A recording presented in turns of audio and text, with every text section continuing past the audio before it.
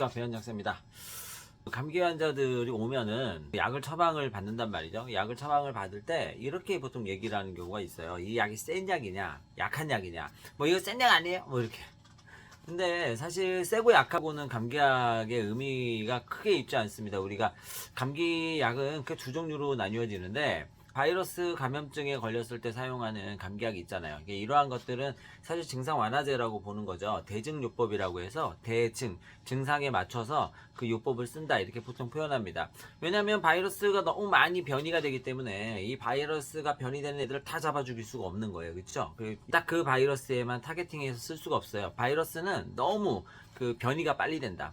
이게 무생물에 가깝잖아요. 이게 뭐 생명체냐 생명체지 아니냐 이런 거는 사실은 또 별다른 문제고, 여기서는 뭐 얘기하기는 어렵고요.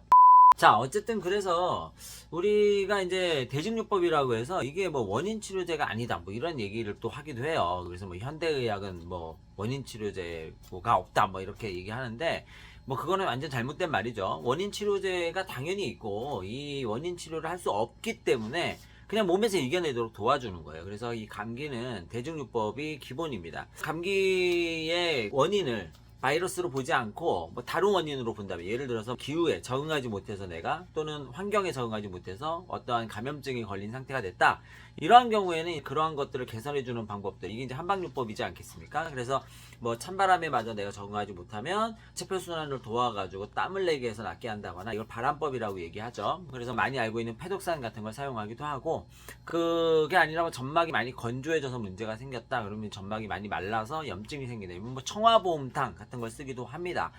이게 원인 치료제라고 하느냐? 원인 치료제는 맞죠. 하지만 그 사용하는 방법이 좀 다르고 시각이 다르다. 그래서 시각과 방법이 다를 뿐이지 어떤 것이 좋다 나쁘다 이러한 개념으로 접근하기는 좀 어렵다, 저는 개인적으로 이렇게 생각합니다. 각설하고 제가 말씀드린 건 이거죠. 이게 강하냐 약하냐는, 그래서 사실은 따지기 좀 어렵다. 그러면 환자분들이 주로 어떤 것을 강하게 느끼느냐? 먹고 졸리다, 자, 그러면 강하게 느낀다는 거예요. 먹고 막 어지러워, 그러면 강하게 느낀다는 거예요. 근데 이거는 약이, 몸이 이제 약을 이겨내지 못하는, 모든 약물들은 들어와서 해독작용을 거쳐야 되는데, 이러한 것들 이겨내지 못하는 상황이라면 뭐 그럴 수 있을 것 같아요. 그러면 이제 본인의 해독 능력보다 약이 이제 강한, 그래서 그 용량을 낮추거나 해야 되는 방법이 되겠고, 그게 아니더라도 항히스타민제, 이런 알레르기 질환 치료제들을 사용하면 어지럽거나 졸려요.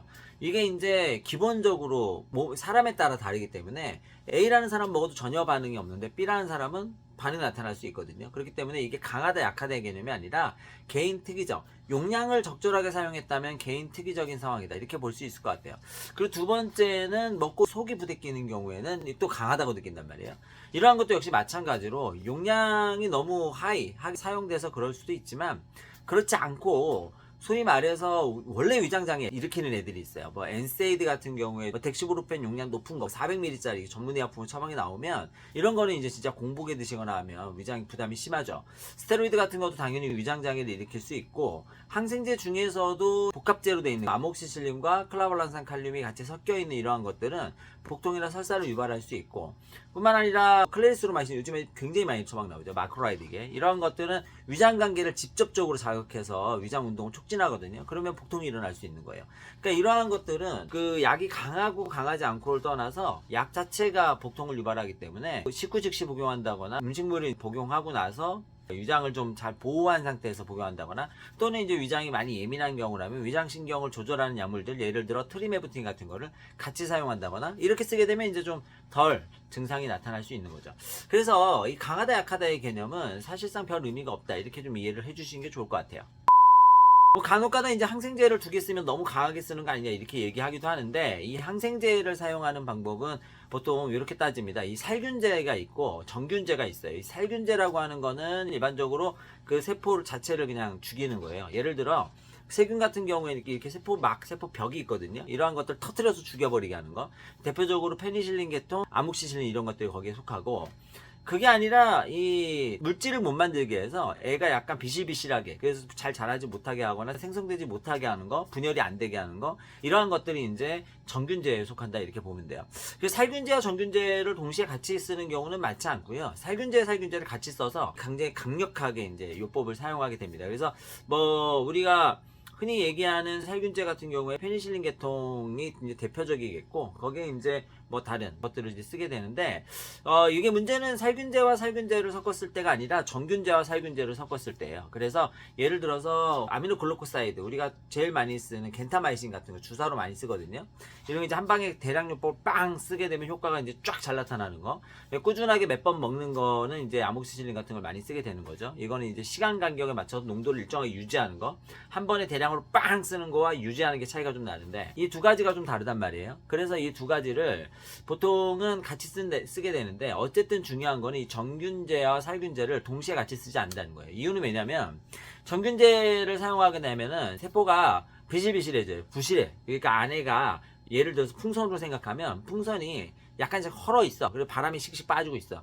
이렇게 빵빵하게 바람이 안 차는 거다 생각하면 돼요. 이걸 세균이라고 생각하시면 돼요. 그런데 여기에 이제 소위 말해서 살균제를 팍 쓰게 되면 세포가 빵 준단 말이에요. 그러면 뻥 하고 안 터져.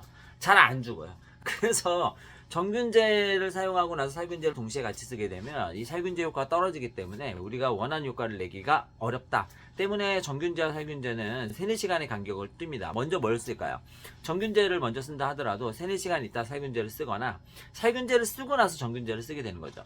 그 아미노글루코사이드는 정균제인데 요걸 이제 주사제로 많이 사용한단 말이에요. 주사를 맞고 난 다음에 바로 약을 먹게 하기보다는, 일반적으로 이제 먹는 세파 계열이나 아모크시실린 계열은 살균제들이니까 바로 먹게 하기보다는 2-3시간 정도, 적어도 2-3시간 이상은 떨어뜨려서 약을 먹게 하는 것이 훨씬 더 효과적으로 작용할 수가 있다. 이렇게 이해를 해주시면 좋을 것 같습니다. 그래서 항생제 두 가지를 같이 쓰는 거는 굉장히 많이 사용합니다. 그리고 항생제 배가요법으로 쓰는 것도 많이 쓰고요. 내성균 자체를 막기 위해서 예를 들어 아모크시실린과 클라발란산 칼륨 같이 쓰는 거, 이거 전부 다 항생제를 두 가지 같이 쓰는 요법 아니겠습니까? 그러니까 이런 것도 많이 쓰는 거죠. 항생제를 사용하면서 이제 몸에 체력을 좀 올려주는 제제들을 쓰면 도움이 되는데, 아무래도 이제 항생제 자체가 장내에 있는 미생물을 많이 손상시키기도 하고, 그러면 우리가 소화관 기능이 많이 떨어지잖아요. 그래서 면역력도 좀 떨어지죠. 에너지 대사도 좀 많이 줄어들 수 있어요. 이러한 경우에는 보중익기탕이라고 하는 이러한 처방들을 사용하게 되면 기력을 좀 올리고 그 저항력을 좀 강화시킬 수 있기 때문에 조금 더 도움을 줄 수가 있고, 십전대보탕 같은 경우에는 기혈 쌍보자라 그래서 기와 혈을 모두 다 보충해주는 이러한 굉장히 좋은 제제거든요. 사군자탕과 사물탕을 섞은 다음에 거기에 육개하고 황계를 이제 같이 섞어는 거죠. 그래서 이러한 것들을 사용하게 되면 이제 면역력이 좀 상승되고 저항력이 좀 올라가기 때문에 감염성 질환에 덜 걸릴 수 있다. 이러한 얘기들도 많이 있습니다. 그래서 보중익기탕이나 십전대보탕은 뭐 같이 써도 되고요. 많이 좀 기억해 두시면 좋을 것 같습니다. 오늘 좀 두서없이 말씀을 드렸는데, 환자분들 중에서 이제 오셔서 이제 이런저런 얘기들, 특히나 감기약을 많이 먹게 되면 뭐 강한 약, 뭐 약한 약 이런 얘기들 많이 하기 때문에 거기에 대해서 제 견해를 좀 말씀드려봤고요. 그리고 이제 이러한 것들이 전부 다 그 바이러스 질환이라면 대증요법을 사용하지만, 세균 감염에 의해서 항생제를 쓰는 건 원인 치료를 해주는 거기 때문에 현대의학도 당연히 원인 치료제다. 거기에 한방의학 같은 걸 같이 이제 섞어 사용하면 훨씬 더 좋은 효과를, 시너지를 내는 경우가 많다. 뭐 이 정도로 오늘 마무리하도록 하겠습니다. 자, 다음 시간에 더 재밌는 내용으로 찾아뵙도록 하겠습니다. 감사합니다. 어쨌든 감기 조심하시고, 독감 걸렸으면 제발 단체 생활 하지 마시고 마스크 좀 쓰고 다니시고, 내 스스로를 보호하는 것이 주변인들을 보호하는 것이다. 이렇게 기억을 해주시고,